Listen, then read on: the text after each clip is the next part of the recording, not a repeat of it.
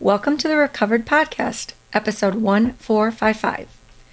Building resilience within a 12-step program is not just about avoiding a relapse. It is a transformative, ongoing journey of self-discovery and emotional growth. True resilience in this context is often developed by walking the path of the steps, which serves as a foundation for navigating life's inevitable twists and turns.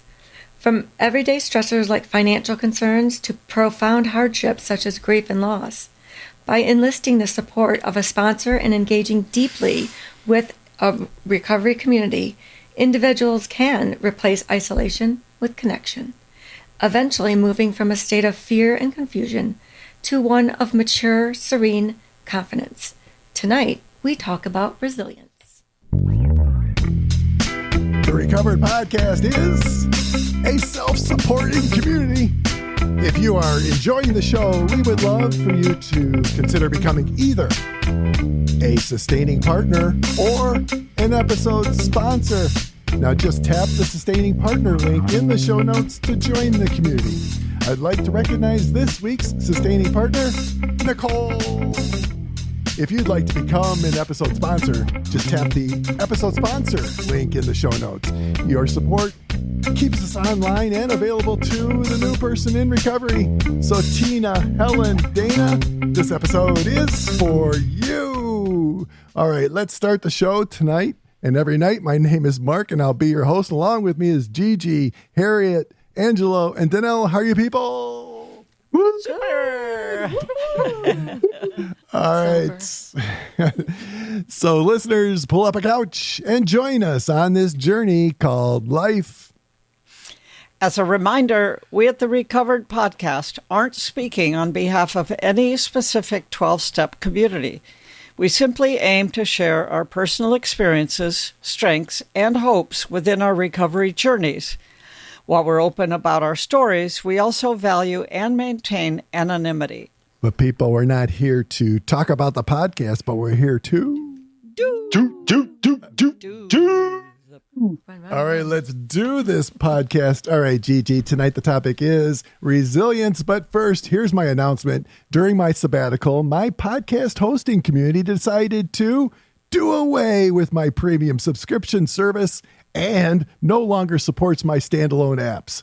All right, so we've lost about 70% of our revenue stream. So we are really reliant on our episode sponsors and sustaining partners. So thank you very much for supporting us in that way. We are working on finding alternatives to providing premium subscriptions on another platform. Now, in the meantime, all the Recovered Podcast episodes can be found on Apple Podcasts, Spotify, or wherever you get your podcasts.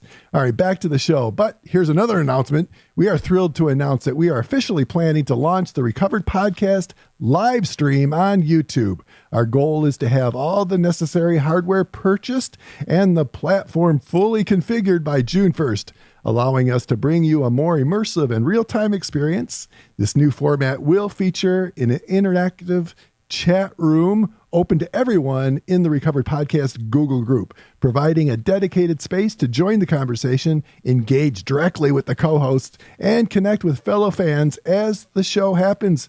Now, if you want to be part of these live discussions, make sure to sign up for our Google group today. I will be sharing the exact details on how you can join a little later in the broadcast.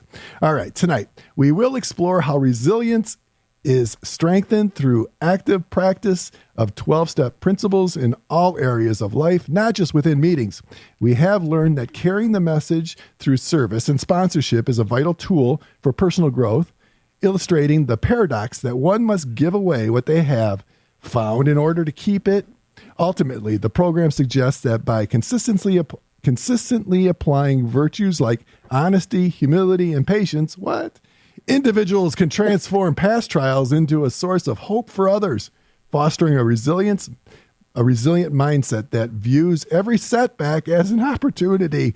Oh boy, for further spiritual progress. All right, that's the lead in. A lot of words there, Gigi. It's good to see you back into the virtual studio. Where are you podcasting from, Gigi? Great to see you too.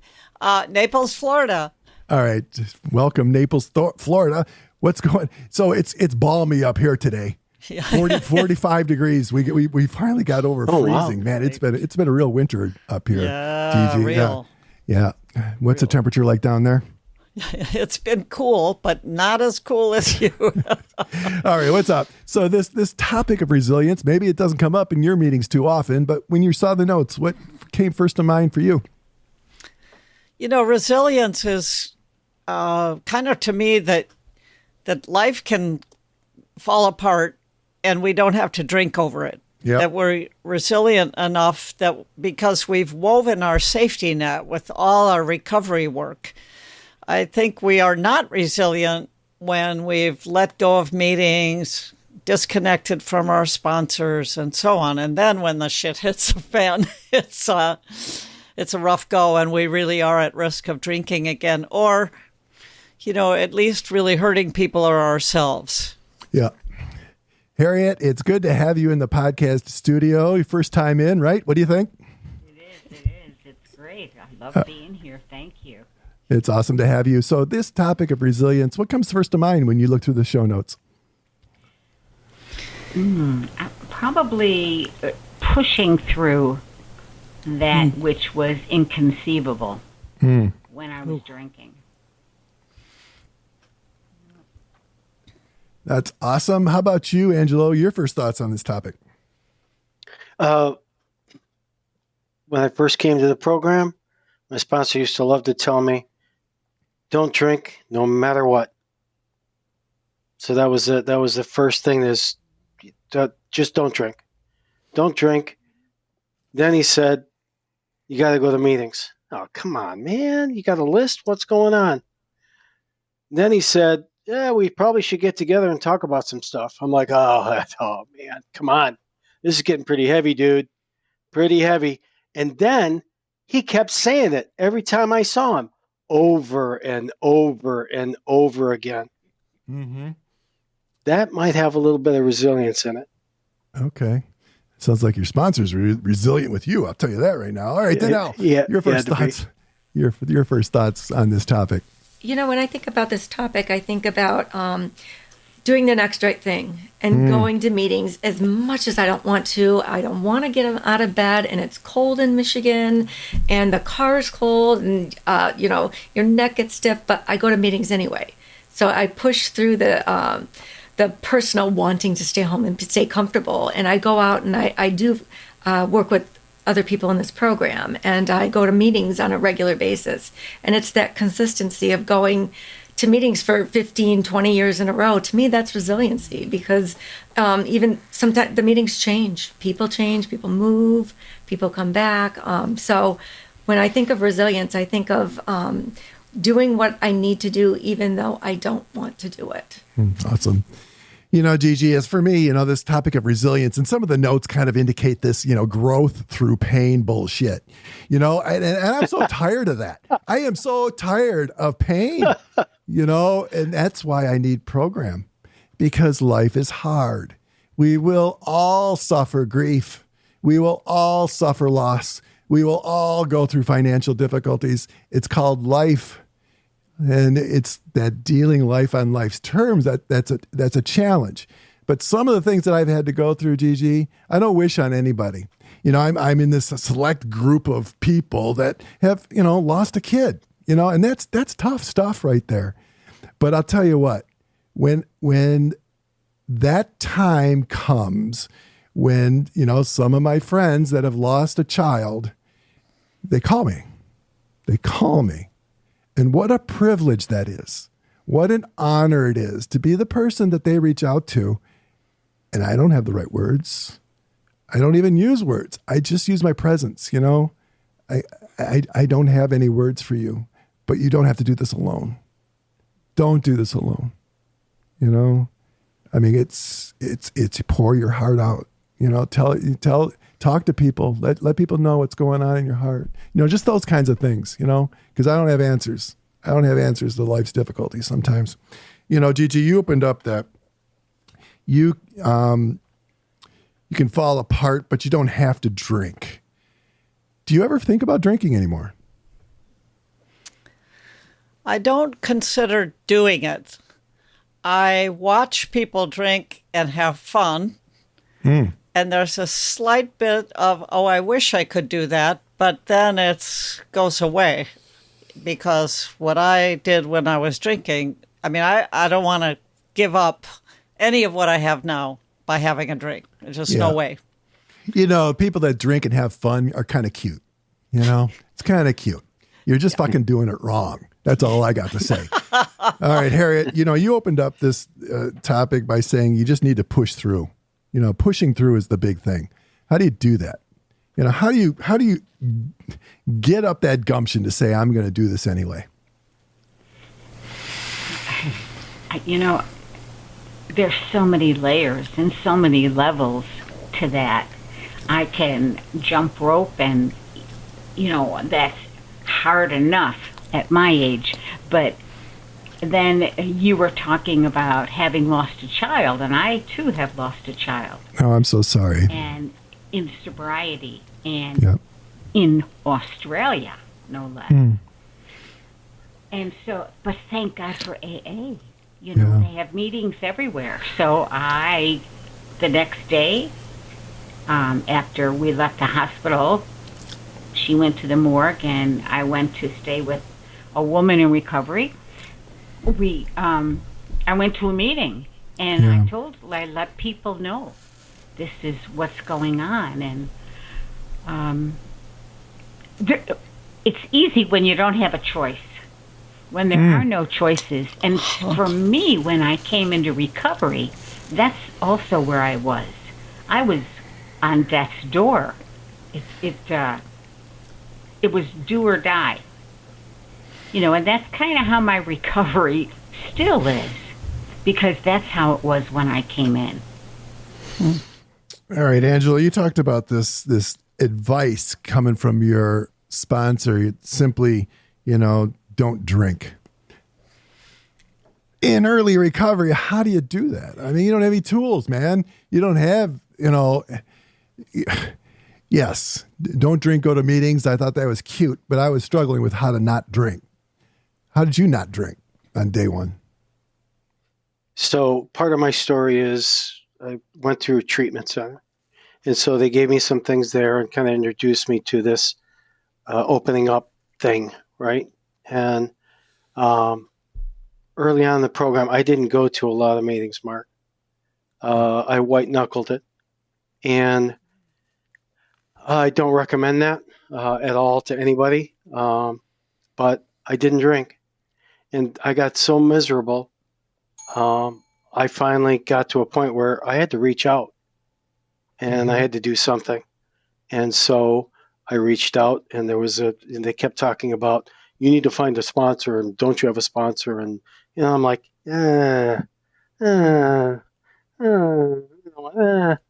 and yeah, that's when things really started to change for me. Was here's this guy who was a pain in my ass sometimes, but he was saying things out of love, out of wanting to carry the message that he got.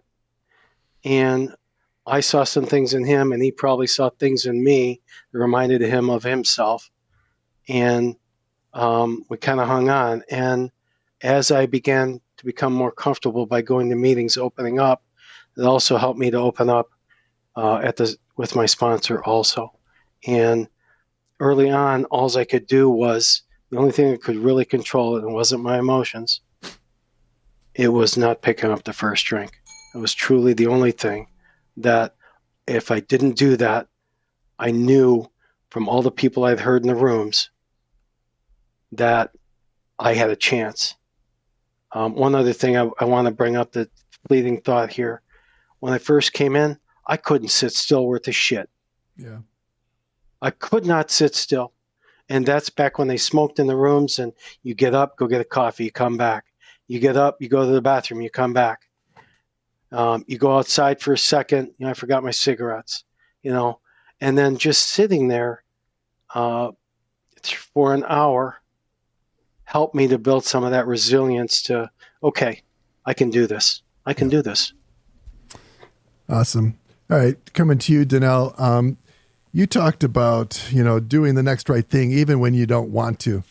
Danelle, why do you think you don't want to? Why do you think when that choice to do the right thing is before you, you don't want to do that? What's happening there? Well, because I'm selfish and self-centered. Me too. And the It's my world sister. revolves around me. And if I'm cold, then I shouldn't have to get up and go do that. Or, I shouldn't have to make coffee in the morning. Dave's retired. He should do that now. I agree. But I still get up sometimes and make the coffee. So it really is just understanding and having the knowledge of knowing that by pushing through my not wanting to go out of the house, or I've talked about it on this podcast before, that I'm very uncomfortable going into meetings early. I don't like it. I don't understand what people are talking about, and there's a lot of people talking, and I don't know if I'm supposed to go into the conversation or get away from it. It brings me a lot of anxiety, and that's different from my partner who wants to go 30 minutes early. So it's always like this kind of battle, and I have no problem sitting in the car for 30 minutes. I truly don't. Yeah. But I mean, and one of the bottom lines is if you go in early and pick a table, because I'm selfish and self-centered and I want to sit where I want to sit. And if I go in and sit at a table that there's not a lot of people at, I don't know what I'm going to get. So by walking in late, and not really late, but at the end, the tables are filled, and selfishly I can grab a chair and make somebody move over. Oh, that's cool. You also know you can also sit with the cool kids if you come in late. I think we're all kind of cool, and generally what will happen is the table will get too big and all the cool kids will go to a different table and I get stuck anyway. In Michigan, we have table meetings for people who don't understand what we're talking about. Yeah. And it's also knowing that somebody got up on a cold Saturday morning and went to the meeting when I truly needed somebody to be at that meeting for me, and that's that giving back to the community, and it's giving back to it's giving back to the community, and knowing that I might not say something every time I go to a meeting that might help somebody, but I can say something at a meeting that I need to be there, that I need to say it at, because somebody needs to hear that. That's right. And so that's what I got. Danelle, let's talk about this, because a new person, I'm sure can identify with this, not wanting to go to a meeting because I don't feel like going to a meeting. But Danelle, when you have that feeling, I don't want to go to a meeting, but you push through and you go to that meeting anyway, how do you feel after the meeting? I have never, I shouldn't say never. I rarely, when I leave the meetings, I'm full. You know what I mean? I'm not going to say that there haven't been meetings that I didn't leave full with spirituality, full with just the presence of others that are going through the same things that I went through, and they give their testimonies. They share about the bondage of self, and and what happened and what they did and what it's like now. And so that is how I push myself to continue to do that. Awesome. Okay, let's get into the notes. All right, Gigi. So the first one's up is let's get into some definitions here. So for you, how do you define resilience? What does that mean? For me, I use a metaphor of a safety net. So the safety net is there to catch me when, as I said, the shit hits the fan. Yep. And I weave the safety net through going to meetings, working the steps with my sponsor, praying and meditating, doing service work, and reading and listening to AA and spiritual stuff. So when I'm doing all those things, I have a safety net tightly woven to catch me when someone or something tips me off the tightrope, right? Mm-hmm. Yep. And I'll tell you, the mysterious thing is when we're not building that resiliency, at least in my case, I'm often not aware that I'm losing the safety net, that it's disintegrating when I go to fewer meetings, when I do less service, etc. And then when the shit hits the fan, I find myself really having a much, much harder time. I mean, it's always hard, but when I've filled up my sanity bank with all that, footwork, then I can handle things better. And I think that's what resiliency is. It doesn't take me down. It might temporarily, but it doesn't take me down completely. You know, I wasn't weaving my safety net this week, Gigi. You know, we bought a house, so we're in this process of moving. And so, you know, there's a lot of holes in my safety net. And I'm having a discussion with my wife, right? And she said, "Why are you yelling?" And I wasn't even aware that I was yelling. You know, I'm not even aware of myself. I don't have good touch. I'm not in touch with myself when I'm not practicing these principles, when I am not caring about the other person more than myself, when I'm not, you know, being humble, when I'm not being honest, when I'm not using these principles, I lose it, man. I lose it. And sometimes it takes my wife just saying, you know, "Why are you acting this way?" And maybe she wasn't using that exact tone, but I did hear it. I did hear it. Harriet, let's talk about some of these things like dealing with small daily stressors. So how has your approach to handling these small daily stressors changed since you've been in recovery? What kind of tools do you lean into? Wow. Well, prior to recovery, I was a mental midget. I had no skills. I had no resilience, none. In fact, I remember somebody telling me that I had resilience later in recovery. I had to look up the definition. I didn't even know what it meant. But it's changed 1,000%. You know, I have learned through Rule 62, for instance, to take it easy. Don't get all upset. Don't take yourself so personally. Yeah. That, and I have learned through the help of a good sponsor that I just need to suit up and show up for the next person. There you go. Get out of myself. Yep. So. I mean, that's where, you know, there's the gold, right?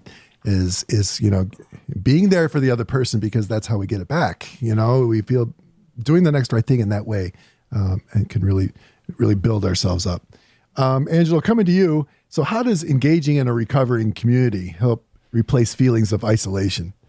Talk about that a little bit. You know, you talked about that you needed to be plugged in early on in order not to drink, but why don't you expand on that a little bit? Talk about that recovering community and what it does for your recovery, especially going through difficult times. So as I've stayed in this program, I've developed some very deep personal relationships with people that I never thought were possible. And we support each other.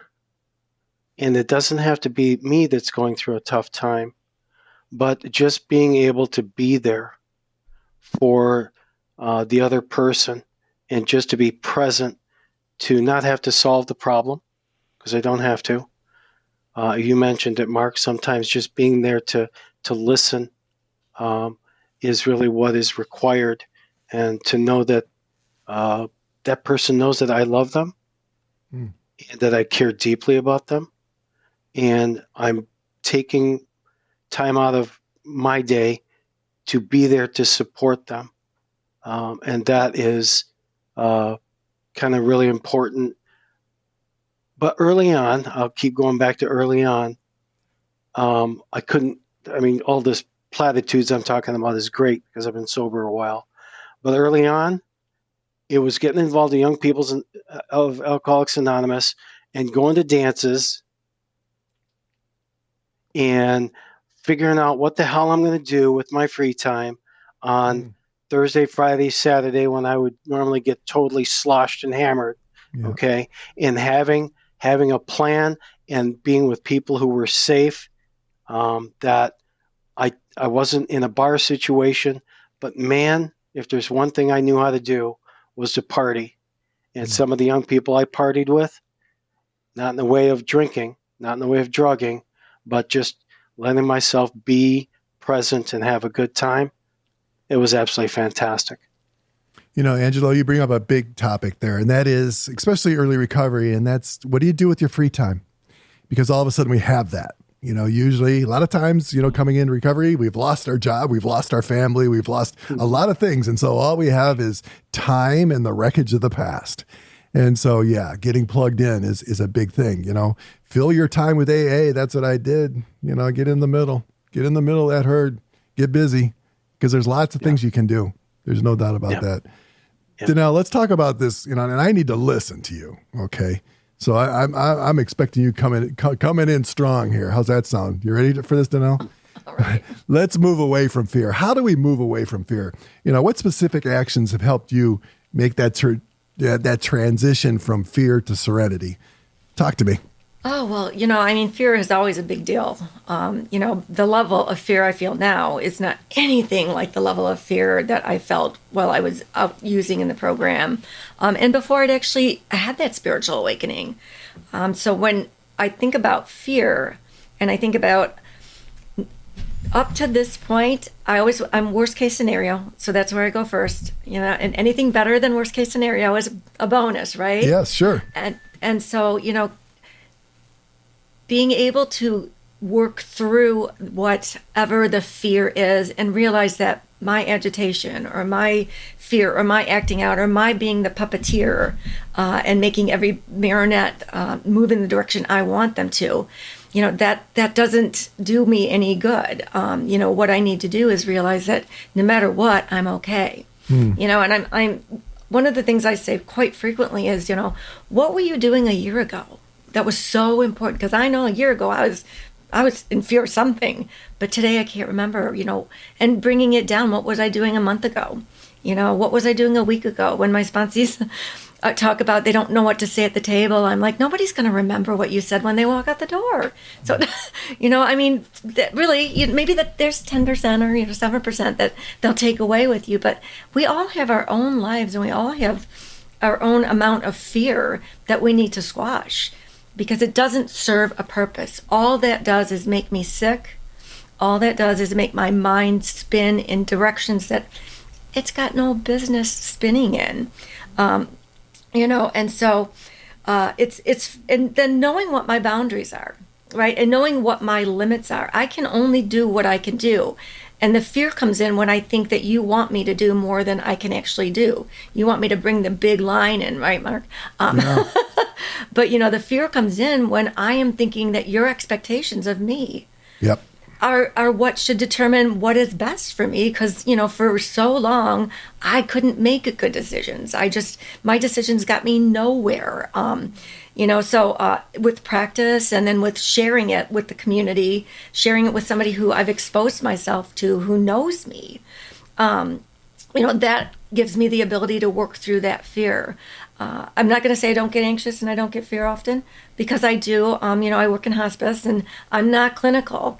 And so I'm always a first contact, and everyone wants me to answer clinical questions. And it just keeps coming up over and, and I politely, let them know that I'm not clinical. I would rather give you no information than bad information, or I don't know that answer right now, but let me get back with you. But there's a lot of anxiety that is filled with me when I can't answer these questions. And I don't want to make assumptions that somebody is going to be able to do something that I say that they're not going to do. I'm like, yeah, we can be there in an hour. And then I call and there's nobody available till tomorrow. I'm like, well, that didn't work out. So knowing what my areas of expertise are and staying in that area, and then allowing the people that have other areas of expertise take over and be able to answer the questions that I can't. So, yeah. Yeah, Danelle, you talked about that, all is well. If I really believe that to be true, the only way I can do that is to be resilient in this way of thinking. And fear is future tripping. There's something about the future that I'm worried about. That's where fear comes in. Guilt and shame, another one of my favorites, right? And that is all about past actions. And the answer to all that is to bring it to the present. Bring it to the present moment, because that's where my higher power resides. That's where my life is supposed to exist, is in the present moment. So I just have to bring myself into the moment. All is well at this moment. What's the next right thing? And that's how I try to move forward. Gigi, let's talk about how do we take these things out there? How do we take our recovery out there? So how can the active practice of 12-step principles be applied to life outside? Talk to us a little bit about some of the tools that you apply, not in meetings, not with your sponsor, but out there. Yeah. Well, with my family is probably the biggest. Yep. So there's somebody in the family group that I might not particularly appreciate or want to be around. And, over time, I had to do the fourth step with that. That was a resentment. I was judging the person. I had to get humble. That wasn't my job. And just ultimately let my higher power make the call on how I communicated with that person, how I saw them through my eyes. So that spiritual growth where, the whole point is to love God and love one another, right? Yeah. So I can't really be hating on somebody. I mean, you can take current politics, any situation where we put ourselves in the judge's seat, and all of a sudden we've lost the humility. And we're working on pride because theoretically I know best, right? And they don't. And I've just learned over time, after getting in trouble a lot of times, to just sit back and observe with no judgment. And then if it gets really upsetting, I can walk away. I don't have to stay. That's right. So learning to take care of ourselves and learning to forgive everybody else and myself for being human, is a big part of it. Yep. Awesome. Harriet, what's your sobriety date? Who's your sponsor? Gigi is my sponsor. Look at that. All right. We'll give you a bell ring on that one. Way to go, Gigi. All right. And what's your sobriety date? Sobriety date is August 1499. Fantastic. Awesome. All right. So, Harriet, let's talk about service work. So how does performing service work for others increase your own personal resilience? What's that relationship between service and resilience? No, it's just, it's real simple. I would not be alive if it weren't for service work. No, I would not. I live alone, just me and my dogs. I have essentially no family, so it's like, what am I here for? If I have to be so aware of my emotions and where my thoughts want to take me, because the devil or whoever whoever is your opposite for your God is right there, with my disease, shaking hands, doing push-ups, waiting for me to slip, waiting for me to just have enough stinking thinking. So service work is everything for me. Okay. Whatever I can do, I do. I sponsor and I go to the county jail once a week and stay there. And awesome. I was in the women's prison for years taking AA. Okay. Yeah, I love it. I mean, whatever I can do, that's what I do. All right. So what was your favorite service? What's the thing that you look back on? Boy, that was what I loved. Hands down, the women's prison. Okay. They were doing my time. They were doing my time. Yeah. So what was your least favorite service? Oh, geez. I'll tell you what mine is. Treasurer. I hate treasurer. Go ahead. GSR. Yeah. Amen. Okay. Yeah. Yeah. Getting with a bunch of people. What is GSR? Get the sucker or something? I can't remember what that is. Remember. Anyway, Angela, coming to you, buddy. So, what's your sobriety date, dude? 1980 something, I think it is. September 1st, 1985. All right, that's a while. So, what about honesty, humility, and patience? Have you developed any of that since then? Oh, hell no. Okay. So are you kidding me? Oh, I think you have. Anyway, how do you apply that in when you're faced with difficult situations, something difficult, job, loss, you name it, dude. What tools were in your toolbox to help you cope and develop some resilience? And I'm indicating that honesty, humility, and patience can be part of that, but maybe you have some other tools. So I might have some other tools. Yeah. Over the last few years in my sobriety, I have become keenly aware of signals that I receive. Those signals being usually centered around restlessness, irritability, and discontent. And when I start getting some of these signals, I have to look at, is it something somebody's saying that's hitting home? Is it somebody's action that is driving me crazy? Is it that I don't have any control over the situation? I don't like that at all. I really don't like that at all.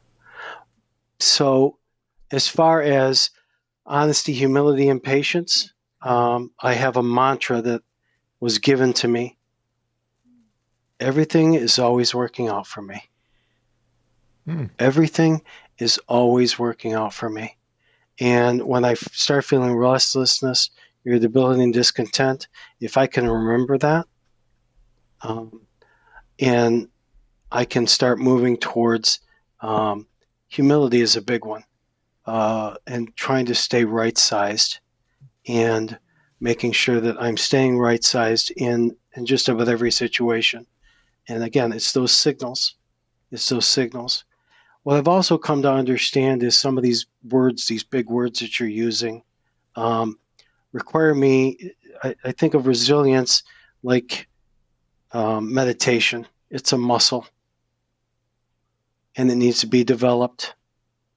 And in order for me to be resilient, one of the muscles I can use for that in conjunction with it is meditation. And if I take the time to meditate, some shit happens. And I realize that sometimes I'm not being honest. Okay? But other signals happen. And one happened to me recently I want to share. Yeah. Early on, I used to have a lot of using dreams. They talked about it at the treatment center that some people would have them. And so I had some. And some old timers, after I was a couple years in the program, told me, well, you're just not working the program. You shouldn't have any of that. None of that should be happening. Well, about, I don't know the exact time, but we'll call it within the last month, I had a frickin' using dream. Okay. And I keep waiting to enjoy one, and it still hasn't happened. It still hasn't happened. But the difference today is I knew I was in a using dream as I came out of the dream state and realized I didn't use. Everything's okay. Sobriety is that important to me. So, yeah, some of these big words of humility, honesty, and patience, I need to exercise these other muscles to help me to get real with myself. So that's all I got. Thanks. All right, Danelle, let's bring in a spirituality in this, especially when it comes to setbacks. Mm-hmm. So how do you every setback is an opportunity, right? Every setback is an opportunity for spiritual progress. Can you relate to that? Do you have any examples of? Absolutely. Just even relapsing, I've relapsed in my program, and it just seemed like such a major setback, such a failure, such a just a dark time. But being able to come into the program, be embraced, be welcomed back, be thanked for not dying. My sponsor always said that to me, thank you for not dying. Because that's God's work, not mine. My job is to die when I drink. That's what I'm shooting for. And if that doesn't happen, then it's just, I'm in a really bad place. So when I talk about the setbacks for spiritual growth, I find that I've been in the program for over 20 years, And I find that the setbacks that I've had in the past have now started presenting themselves in situations where I can be of use, where I can share my experience, strength, and hope that, I too went through the loss of my mom, and being present at a meeting when someone is sharing such intimate moments of their life, it's a privilege.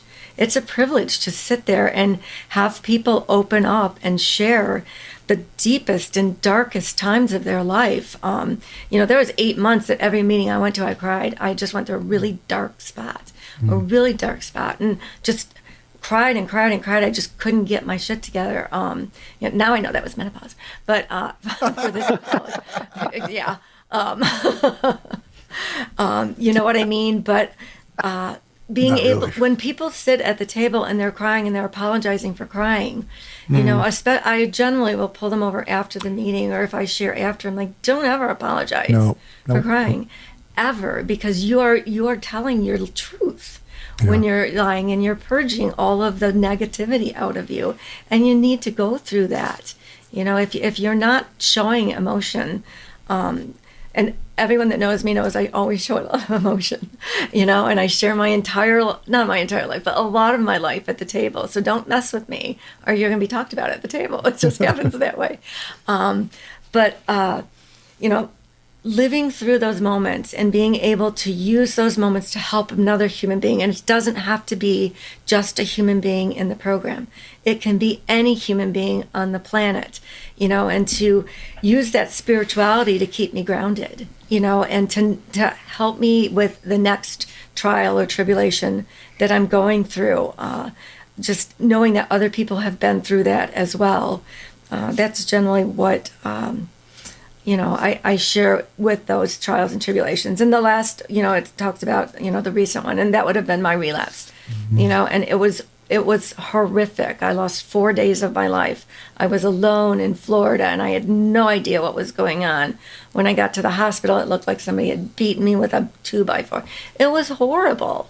And the shame and the guilt and the remorse and just all of that stuff, it was so emotionally draining. And once again, that perseverance, I don't want to come back.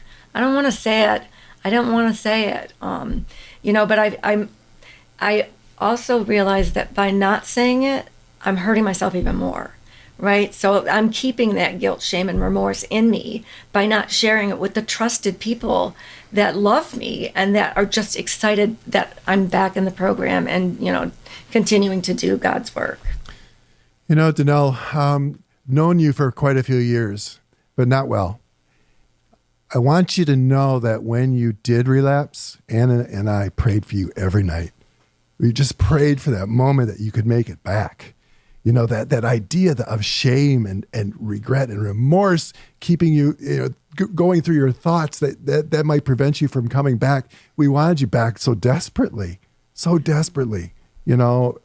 and so grateful that you made it back. Yeah, it was from the prayers of everyone in the program that got Mark. me back. Mark, Yeah. I got one number and one question. 1,455. Okay. If that isn't resilience, how did you do that? How did you do that? This is the 1,455th episode that you're carrying this message. That you're carrying. How did you do that? How do you do that? Okay. So that milestone, let's put it, pales into comparison to what Danelle did. That resilience to come back after a relapse that, I know a little bit of where she was, pales in comparison. So thank you for acknowledging that. But how did I do that? I did it when I didn't even want to, every single time.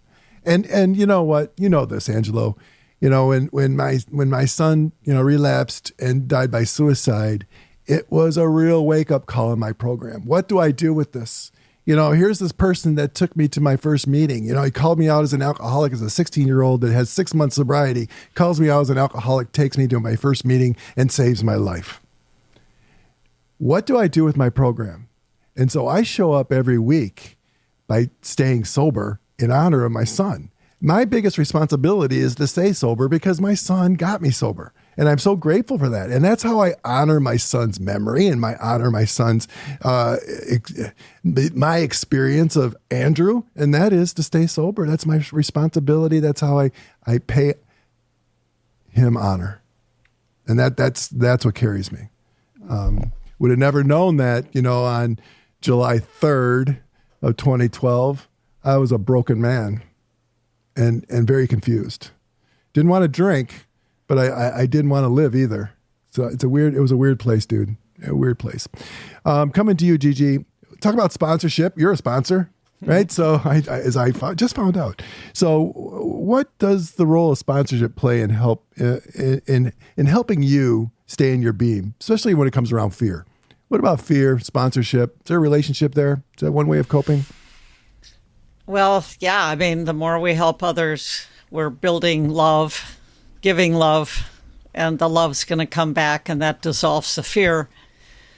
When I'm hearing fear, I think the way I can help, I'm changing the question a little here, but all right, build resilience is that to remind each of us that we have this center of a higher power that kept us from drinking and has been helping us get through hard times. And so I think, letting a person know they're not alone.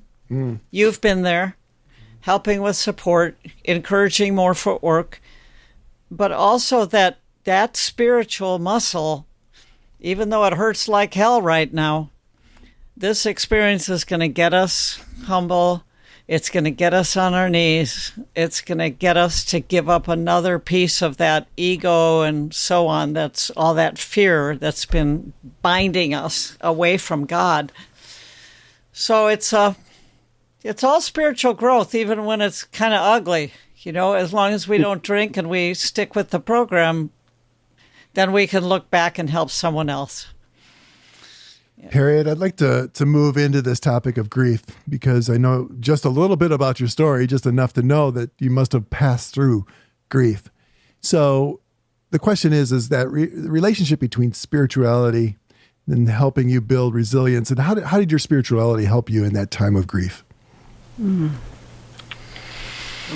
when I was in ICU with her, and she passed away from an incurable disease that never got diagnosed in the States. I drew on, and I'm I was a big journaler at the time, so I brought that with me. There was nothing else to do, sit and write. I would write probably like 1,000 times a day. If God brought me to this, he will get me through it. Mm-hmm. And after a while, I remember Wayne Dyer used to say, what you focus on becomes that which becomes you. And so I drew on that one line for the most part for the 2 weeks I was there. And when I left, and in different programs, people would say to me, they would be so angry for me. How could you say that to your God? Why did he do this? There is no God, blah, blah, that he could let this happen. Yep. And I remember that I said, God didn't do this. This wasn't his fault. It's life on life's terms. And, I think he used me as a vessel as an opportunity to grow through what happened. Because,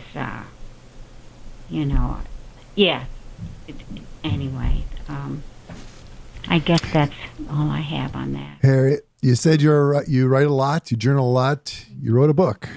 Why don't you go ahead and plug that, Harriet? What's up?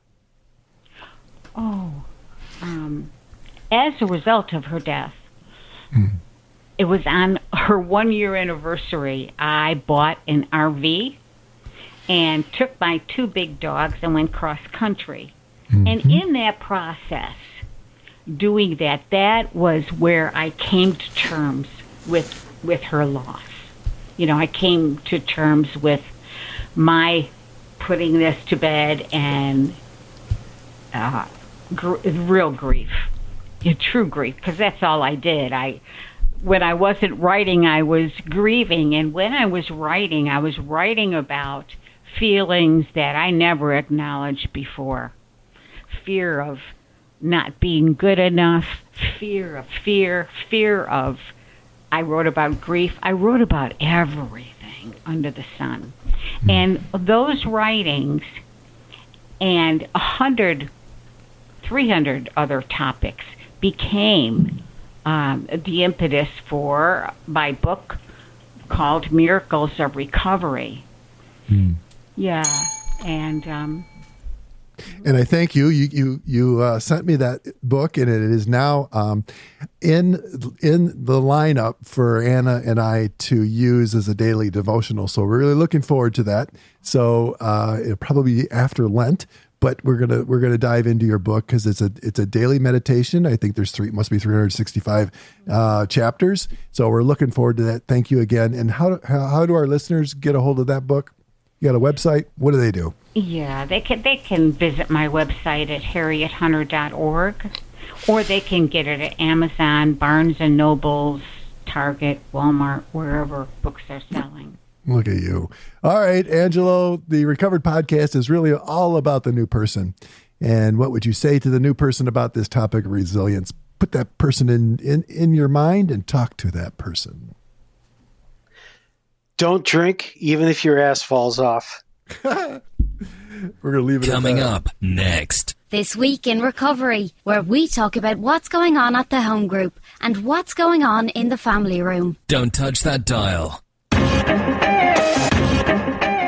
right, Danelle, This Week in Recovery. All right, listeners, we're glad you're here for another edition of This Week in Recovery. Whether you're celebrating a win or navigating a challenge, we're in this together. Recovery is about so much more than what we have left behind. It's about the meaningful and beautiful life that we have built in its place. What about this week in your program? What's been happening in your neck of the woods, Danelle? Oh, my goodness. Well, I'm going to start a 5th step with one of my sponsees. Ding, ding, ding. Yep. Which is awesome. She's open and willing and ready, and she's one of those A+ students that I so like to have. And then work is amazing. I get to do God's work every day. I get to wake up and go do my job, and I love it. And I'm grateful every single day. Tomorrow I have a funeral to go to, so not only do we like help people, but we make these connections with their families, and we get invited to funerals, and our pictures get put up with the family and stuff. It's an amazing life that I have today. And so thank you. That's pretty much what's going on in my world. That's awesome. How about you, Gigi? What's going on in your week? What's going on in your home group, your family room? What's happening? I'm going to steal Harriet's thunder because this is her fault. Her first idea is that we should do a retreat in Bali. Ooh. But what it ended up being is a 4-day cruise where 15 of us are going, who are all in recovery, next week on a Carnival cruise for 4 days. Wow. And it's called the Sober and Serene Cruise. Right. And Harriet and I are facilitating, the meetings and some other things. So that's going to be really fun. Oh, this is interesting. So where are you going to be cruising to?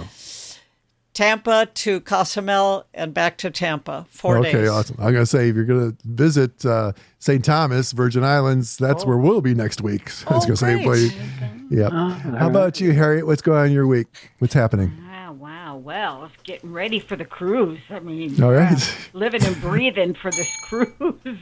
Getting ready. And today was my birthday. Yeah, happy birthday. Yes, happy birthday. Happy birthday to you. Oh, not that one. I got a call. There you go, Harriet. Thank you. How sweet. I got a call from a sponsor yesterday saying, "What are you doing tomorrow? Are you going to be home? Can I come over?" I said, "Sure." I've been wanting to cook for her anyway, so she came over and spent the day today, and we had a big meal and lunch. It was great. It was wonderful. Awesome. How about you, Angela? What's going on in your week? What's happening? This week I get the opportunity to go and visit my parents who are in Florida. Wow. So I'm going to spend a couple, 3 days with Mom and Dad. I'm very blessed to still have them. And so going to go spend some time with them. Awesome. All right, listeners, you've heard what we think about resilience. Now we want to hear what you think. But first, dear listener, let me invite you to become a content contributor to the Recovered Podcast. Now, become a part of our show prep community by joining the Recovered Podcast Google group. You'll help shape our content through surveys and even get the chance to call in and share your experiences. Simply email me, mark@recoveredcast.com, or click the email link in the show notes. All right, going to come to you, Danelle. We did ask our listeners this question. I asked this question: how do you cope with grief and loss? What do you think came in number one? Well, let me just take you off mute first here. Oh, I said I did take the survey, and what I put down was meetings. Yep, meetings comes in number one. Yeah. All right, we do have phone calls. Going to come to you, Gigi. Our phone call segment is brought to you by our Recovered Podcast Sustaining Partners. Our sustaining partners are a big part in our self-supporting movement. This week, Nicole made her sustaining partner monthly donation. So thank you very much, Nicole. Now, if you have experience with resilience and you'd like to share that with us, well, we invite you to call right now. If you'd like to join the conversation and add to the content of the program, call us right now or use the voicemail button found on our website at recoveredcast.com. If you use our podcast app, just tap contact and then tap call the show and leave a message. Call 734-288-7510. We'd love to hear from you. All right, Gigi. Well, you know that jingle right there, I'm not going to give it up, okay? But I no longer have an app that they can click onto. That's in the jingle, and that phone number 734-288-7510 doesn't work anymore. That's okay. You can call in other ways. But Ron figured it out, and he called in. Ron from Mississippi is coming your way. I probably have to refresh the screen, and I do. Here comes Ron. Ready, Gigi? Yep. Hey there, Recovered Cast crew. This is Ron P., alcoholic, Brandon, Mississippi. Called in on the topic of step 12. Hey, Ron. And one of the things that I probably find the most difficult as far as the principles of the program and applying to just kind of like everyday life, day in and day out, living life on life's terms, I guess some things that kind of come to mind was be like acceptance, and maybe tolerance and faith. And by that I mean, these are kind of easy to have when life is rocking along and things are going my way, and there's just kind of no huge bumps in the road. But when it does get bumpy and there are big things that happen, such as a close-in loved one that gets diagnosed with cancer and is having a hard, difficult recovery, or the stress of not knowing, hey, is my job about to run out and what's that going to look like tomorrow, or a health crisis that comes up. During those times, or maybe even, having a disagreement, or, a kind of a big infraction with a close-in friend or loved one that you love and care about a lot.